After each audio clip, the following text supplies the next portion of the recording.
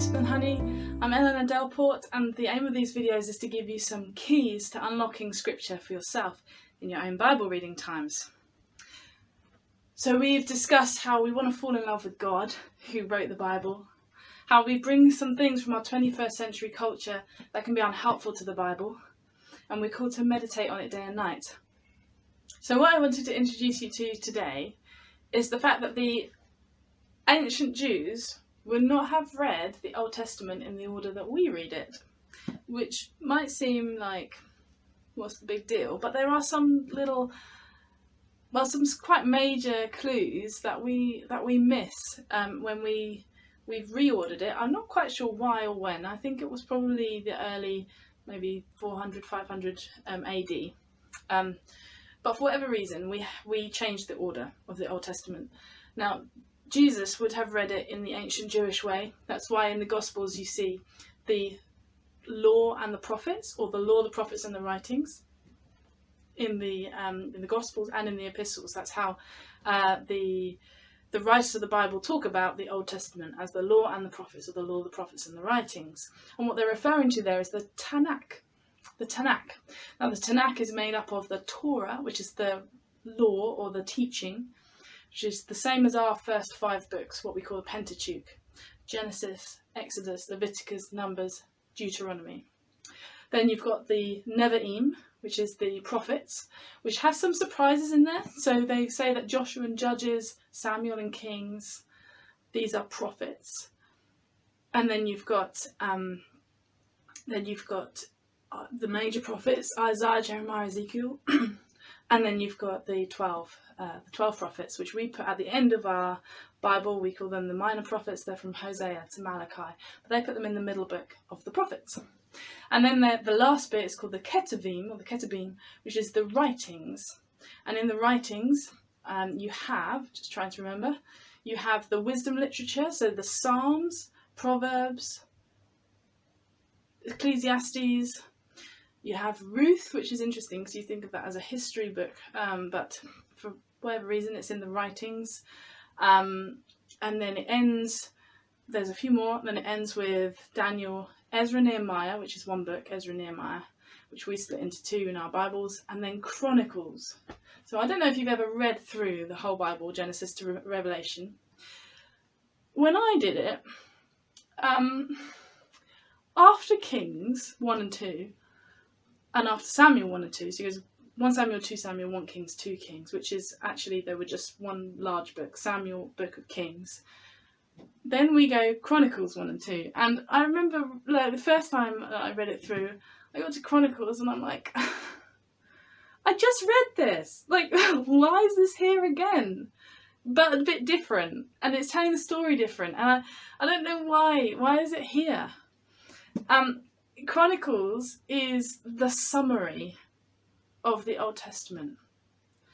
So it's not supposed to be read immediately after Kings. It was actually written after Ezra and Nehemiah. It was written much, much later. It's the last book to be written.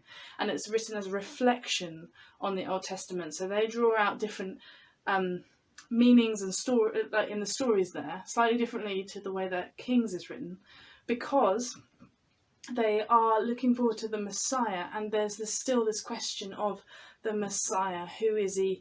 Has he come yet? No, he hasn't. What's he going to be like?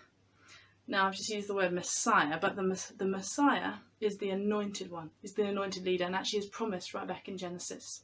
So Genesis 3, after Adam and Eve, you remember they're in the garden. It's beautiful. They had everything they needed. And then evil came in, and it's pictured as this snake. This embodied evil is pictured as a snake, a serpent. And then he tempts Eve, who gives the fruit to Adam. They're both there together. They both fall, both sin. God speaks with them. Where are you? They were hiding from him. And he speaks with them afterwards. And he says something to the snake, to Eve, and to Adam. And to the snake, he says, "Cursed are you above all livestock and all the wild animals. You will crawl on your belly, and you will eat dust all the days of your life. And I will put enmity between you and the woman, and between your offspring and hers. He will crush your head, and you will strike his heel." So there's this promise that actually the snake is going to be utterly destroyed. His head will be crushed by a man in the line of the woman, a man who comes from woman, and he will crush your head, but you will strike his heel. So right in Genesis 3, you have this picture of the wounded snake crusher. So in this cosmic battle between good and evil, the snake crusher, this anointed Messiah, this promised one, destroys the head of the snake, but in so doing is himself wounded. Don't know who that reminds you of. Should remind you of Jesus, obviously. So this is prophesied right back in Genesis 3. And then throughout the Old Testament, or throughout the TaNaK, you get these clues as to who he's going to be and what he's going to be like. And almost with every character that comes up, the question is it him? So when Noah comes, is it Noah? No. Is it Abraham? No. Is it Moses? No. But you get these clues along the way as to what sort of a person he's going to be like, whose family line he's going to be in. So you may get very frustrated that there are tons and tons of lists of names. Why were the Jews so bothered by it? Because the Messiah was going to come through Abraham's line, through Judah's line, through David's line. Oh, so we need to keep a record of everybody. Plus also maybe they just really, I think there's a reflection of God's heart that he keeps record. He keeps record of every person. And that comes through in the Old Testament and the New Testament. So you start the Gospels with this record showing that Jesus is from the line of David, Judah, Abraham. And then Luke even takes him back to Adam. So that's a Jewish way of writing, and we might miss these things. The TaNaK, then, I'm going to end very shortly, and I will continue showing you some of the wonderful things as you get into the way that the TaNaK is structured. But the bookends are really important.